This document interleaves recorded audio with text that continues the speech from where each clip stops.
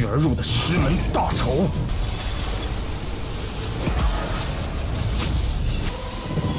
轮回吧，受死吧！我说了，当只手。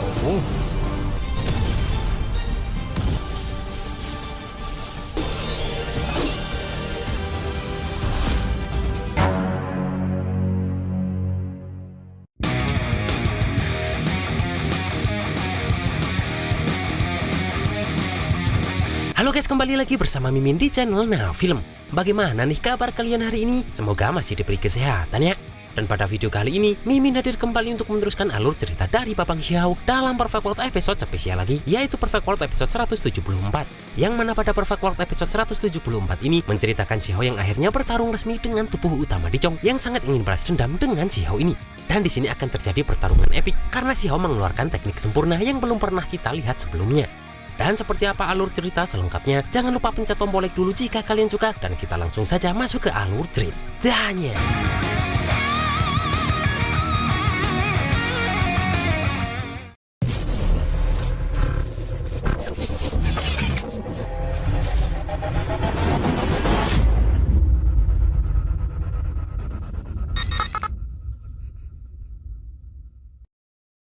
Terlihat Xiao dan Jingyi pun kini sudah berada di gedung Bazen kota Jingling.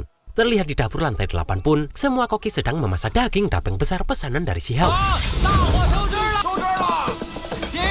Sementara orang-orang di situ terkejut karena di tempat ini ada Huang sang keturunan darah pendosa. Namun orang lainnya meminta temannya diam karena jika Huang mendengar orang itu bisa mati.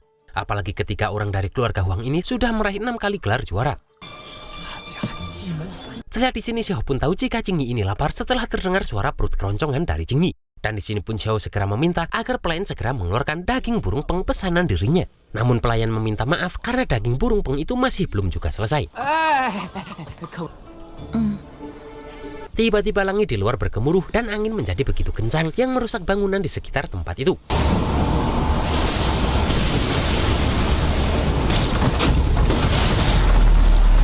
Dan di sini pun terdengar suara seseorang yang meminta Huang untuk keluar dan melawan dirinya. Karena hari ini orang itu akan memenggal kepala Xiao ini. Namun terlihat Xiao masih dengan santuinya ngeteh di tempat ini bersama Jingyi. Sebelum keluar pun Xiao meminta agar mereka memasak dengan cepat karena Jingyi ini sudah terlihat lapar. Dan kemudian pun Xiao meminta izin kepada Jingyi untuk menghadapi orang ini. Di sini Jingyi pun berpesan agar Xiao tak meremehkan kekuatan musuhnya. Terlihat Xiao dan Jingyi ini pun langsung memasuki dunia kecil milik Dicong. Terlihat di sini Dicong pun muncul dengan memegang tombak kerajaannya, yang mana semua orang menjadi heboh karena ternyata sang pewaris istana abadi ini datang untuk mencari Huang ini.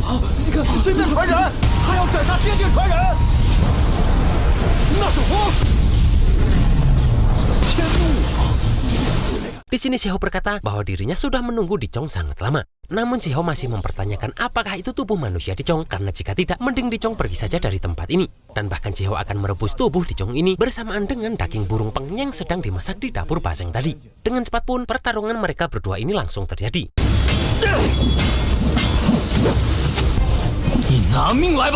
Terlihat di sini pun Xiao langsung menggunakan kekuatan petirnya untuk mendominasi pertarungan ini. Dan melihat bebatuan yang akan mengenainya, Jingyi pun langsung mengeluarkan cermin bulan biru.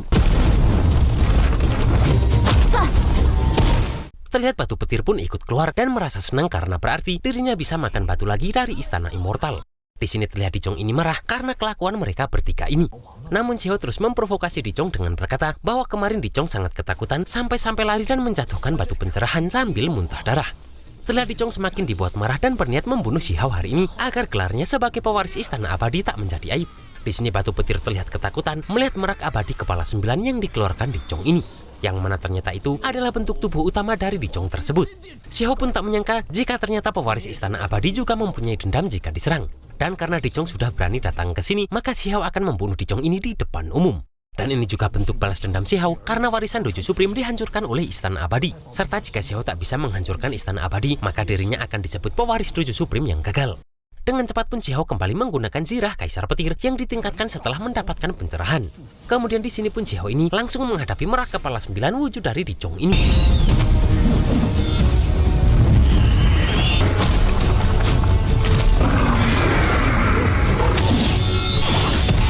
Dengan Dengan cepat pun Xiao langsung melemparkan tombak petirnya ke arah merak kepala 9 ini. Yang mana dengan cepat tombak petir Xiao ini langsung mampu menembus merak tersebut.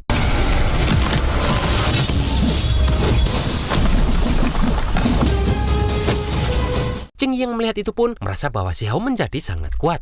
Bahkan dengan mudah bisa menghadapi metode terlarang dari Istana Abadi yang juga dalam pertarungan langsung pun Xiao tak akan terkalahkan.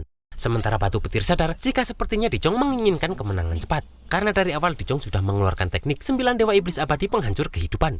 Menyadari Dicong bisa mengeluarkan 9 kepala, Xiao pun menyadari jika vitalitas Dicong ini begitu kuat.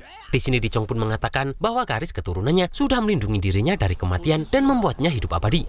Sementara Jing Yi terkejut karena Dicong ini bisa pulih dengan begitu cepat. Dan ternyata rahasia Dicong ini berada di domain Peryuichan yang adalah bentuk ruang dan waktu mandiri dari Peryuichan ini. Di sini Xiao pun sadar jika Dicong ini pasti akan sangat sombong dan terjebak jika mendapatkan kemenangan secara cepat. Maka dari itu pun Xiao akan menggunakan itu agar Dicong terkecoh. Di sini pun Dicong ini pun langsung mengeluarkan manifestasi keabadian dan merubah tubuhnya menjadi lebih besar. Dan hal itu membuat Xiao bertanya-tanya kenapa Dicong seperti bisa memprediksi setiap gerak Xiao ini. Di sini Jing Yi pun meminta Xiao untuk berhati-hati karena segel abadi yang dikeluarkan Dicong ini adalah metode rahasia dari Istana Immortal yang mana itu berisi hukum keabadian. Melihat sesuatu keluar dari Xiao, Peryuichan pun tahu jika Xiao sudah panik. Namun Xiao tak akan bisa melarikan diri hanya menggunakan trik itu. Di sini pun Dicong kemudian mengeluarkan 9 segel Raja Abadi yang bisa menipiskan ruang. Dan kemudian pun Dicong ini memasukkan Xiao ke dalam segel yang berbentuk seperti tungku tersebut.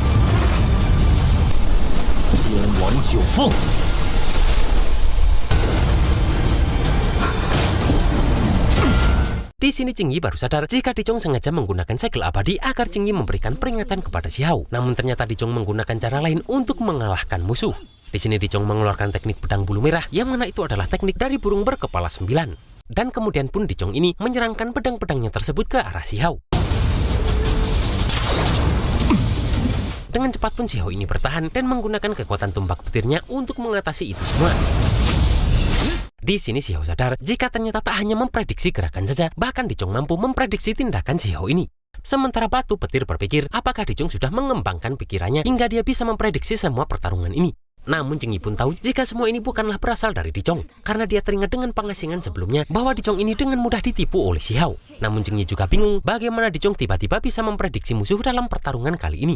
Tiba-tiba di sini Jing Yi pun teringat dengan orang-orang dari Istana Immortal kemarin yang mendapatkan perintah dari Dicong dan Peryuichan. Dan Jing Yi langsung sadar jika Dicong bisa seperti ini karena Peryuichan yang bersembunyi di dalam kegelapan untuk mengintip emosi dari Jing Yi saat orang lain saling berhadapan dan membantu Dicong. Dan Jing Yi mempertanyakan apakah pantas seorang prisuci melakukan ini. Peryuichan yang berada dalam domainnya pun menyayangkan karena Jing Yi menyerah pada diri sendiri. Dan Peryuichan berjanji akan menyelamatkan Jing Yi sesegera mungkin untuk kembali ke jalan kebenaran setelah dirinya membantu Dicong mengalahkan orang-orang darah pendosa. Di sini Xiao langsung menyadari jika sepertinya mereka menggunakan metode yang bisa menghubungkan pikiran tubuh utama dan kedua. Dan Xiao juga tahu jika Peryuichan terus memancing emosi Jing Yi karena Jing Yi lah yang lebih banyak tahu tentang Xiao. Maka dari itu Yuichan bisa tahu apakah Xiao berpura-pura menunjukkan kelemahan pada musuh atau berusaha sekuat tenaga. Namun di saat yang sama, Peryuichan memblokir pikiran Jing Yi yang membuat Jing Yi tak sadar jika Peryuichan berada di dekatnya. Di sini Xiao pun bertanya, apakah ini yang disebut pewaris Istana Immortal? Karena sebagai pewaris resmi, Dicong seharusnya lebih bermartabat jauh di atas pelayan seperti Huang Yu. Dan Xiao menyadari pertarungan ini tidak adil dari awal karena ada seseorang yang membantu Dicong secara diam-diam. Di sini Peryuichan sadar jika ternyata Xiao ini tak panik sedikit pun. Kemudian di sini Jing Yi meminta Xiao untuk lebih berhati-hati karena Dicong ini masih memiliki kemampuan yang luar biasa. Namun Dicong mengatakan bahwa peringatan dari Jing Yi ini sudah terlambat. Xiao pun baru tahu jika ternyata Dicong sudah mengambil langkah itu setelah melihat Dicong mengeluarkan kabut abadi yang muncul dari darah abadi.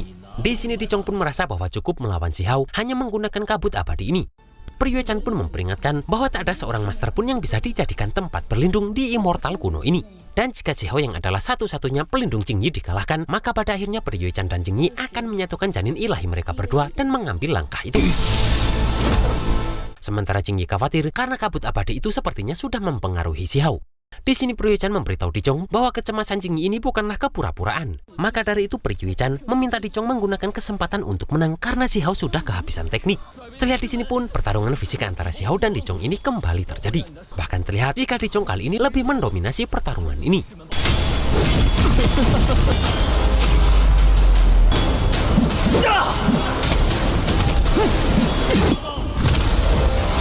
Terlihat Xiao tak diam begitu saja dan masih mencoba untuk melawan.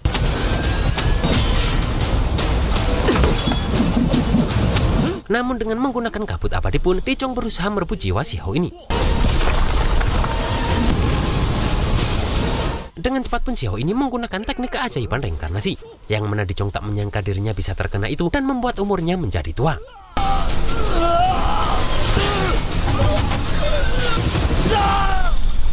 Kemudian Xiao langsung menyerang Dicong ini yang terlalu agresif karena kesombongannya.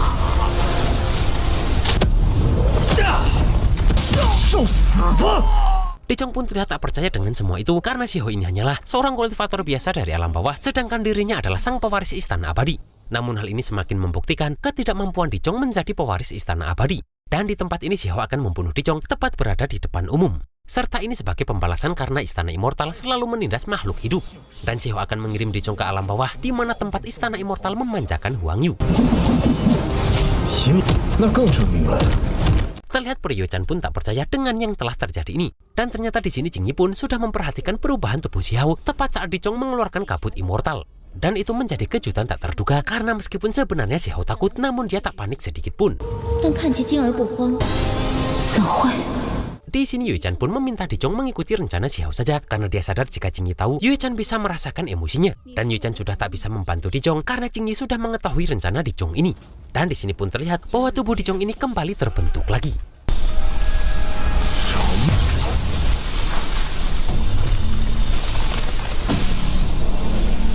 Di sini pun ternyata Dicong ini menggunakan teknik 9 pemusnah dan keabadian. Dan Dicong merasa dirinya tak mungkin kalah dari Xiao karena dia merasa bahwa dia adalah orang terkuat di dunia ini. Namun Xiao berkata bahwa 9 nyawa pun tak akan cukup digunakan Dicong hari ini.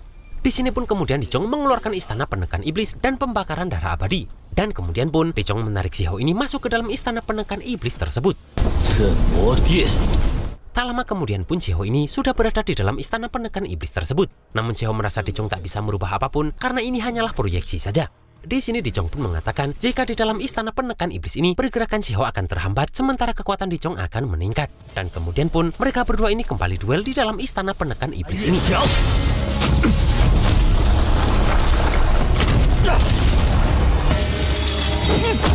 Di sini pun Xiao mengatakan jika bagaimanapun juga ini bukanlah energi abadi yang sesungguhnya dan Dicong ini masih jauh dari kata keabadian.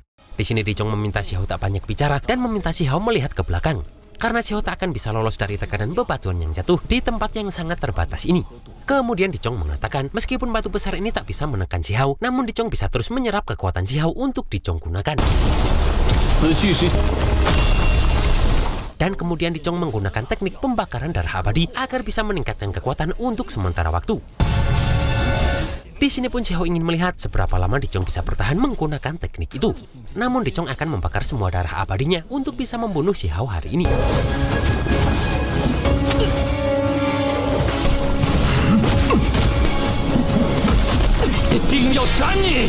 Terlihat Dicong ini pun langsung menyerang Xiao menggunakan kabut abadi. Xiao yang terkena itu menyadari jika kabut abadi ini beresonansi dengan tubuh dan pikiran dan bisa dibimbing secara langsung. Kemudian di sini Dicong pun merasa sudah menang dan merasa tak sia-sia dirinya membakar sumber darahnya. Tiba-tiba di sini Dicong terfokus dengan seekor kupu-kupu yang muncul dari pohon wilau. Sementara Xiao yang mulai sadar merasakan bahwa vitalitas dalam tubuh Dicong sangat kuat. Dan meskipun kabut abadi itu sangat tipis, namun itu mempunyai efek magis yang bisa meregenerasi sesuatu.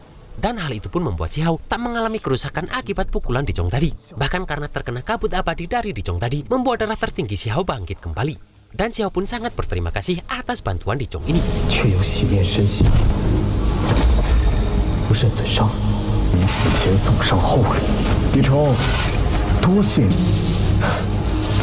Terlihat di sini Dicong ini sangat terkejut karena Xiao tiba-tiba bisa menjadi kuat. Xiao juga merasakan jika setelah darah tertingginya dibangkitkan kembali, kekuatan semua tekniknya telah ditingkatkan. Di sini Dicong bertanya-tanya kekuatan apa yang Xiao bangkitkan menggunakan kabut abadinya sehingga Xiao sengaja menerima pukulannya. Namun di sini Xiao meminta agar Dicong memanfaatkan kesempatan ini untuk merasakan nafas keabadian. Karena seperti perkataan Xiao tadi, bahwa dirinya akan membunuh Dicong di depan umum.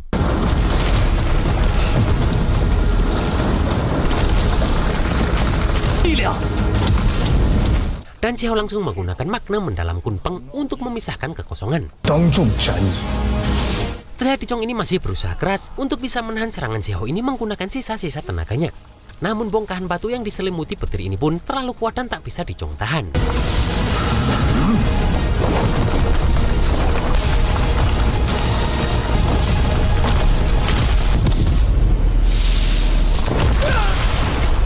Dan Dicong tak menyangka jika Xiao bisa mempertahankan metode yang kuat seperti itu.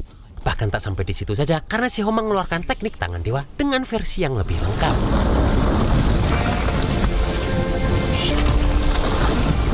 Dan kemudian Xiao langsung mengeluarkan teknik Juyan dengan 3 kepala dan 6 lengan untuk menangkap Dicong yang berusaha kabur ini.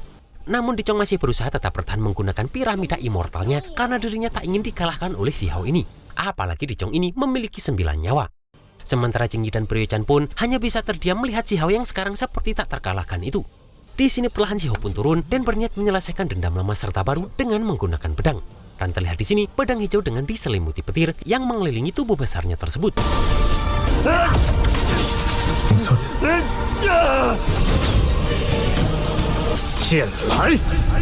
Di sini Xiao pun akan menggunakan tebasan pedang pertamanya untuk membalaskan dendam gurunya, yaitu Ji Daolin dari Dojo Supreme.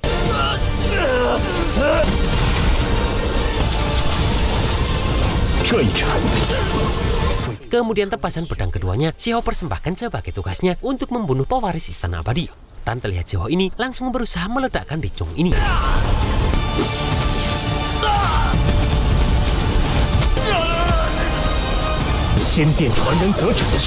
Namun lagi-lagi Dicong ini mengeluarkan sesuatu yang persis seperti Huang Yu di alam bawah, yaitu bunga perunggu.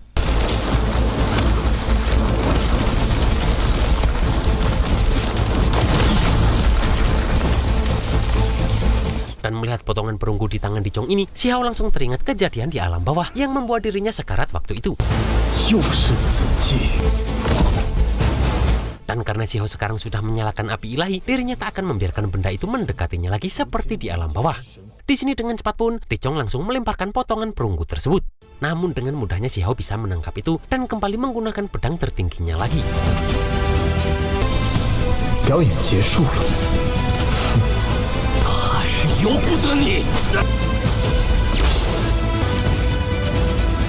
Serta meskipun Istana Abadi selalu mendominasi, namun sekarang hidup dan mati Dicong ini berada di tangan Xiao ini. Kemudian Xiao mempersembahkan tebasan terakhir dari pedangnya ini sebagai tanda bahwa Xiao tak suka dengan Dicong ini.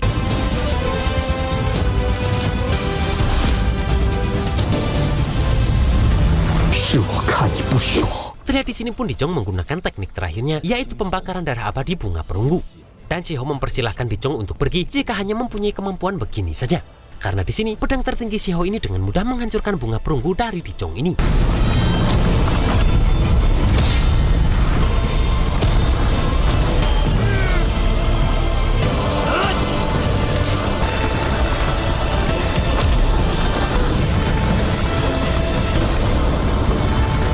Terlihat Dicong ini pun berusaha membangkitkan tubuhnya kembali untuk kesekian kalinya.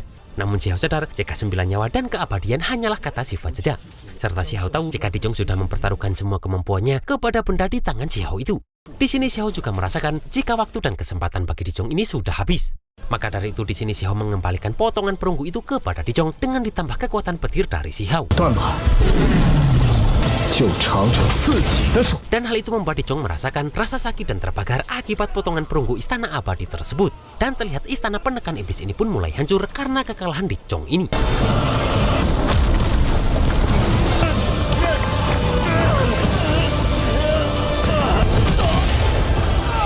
Sementara di tempat kuncup bunga abadi mekar, yaitu tepi tanah tak bertuan, semua orang terkejut karena pewaris Istana Abadi itu dikalahkan oleh Huang. Dan terdengar suara orang dari balik kereta yang berjanji akan membunuh Huang ini.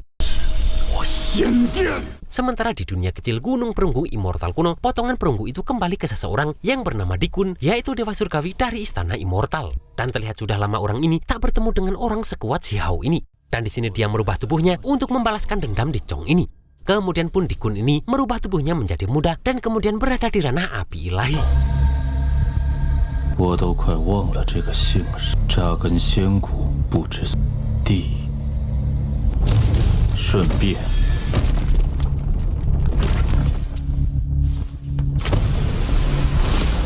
Dan pada Perfect World episode 175, Xiao akan kembali bertemu dengan teman-temannya dan kembali mencari pencerahan di batu pencerahan. Namun terlihat akan ada orang lain lagi yang berusaha mengganggu Xiao ini.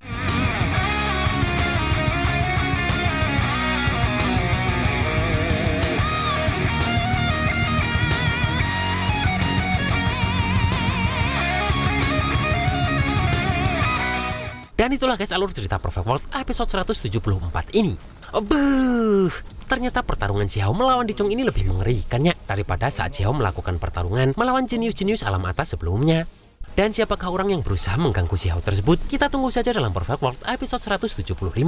Akhir kata, tetap semangat di awal bulan kemerdekaan Indonesia ini. Dan see you next episode.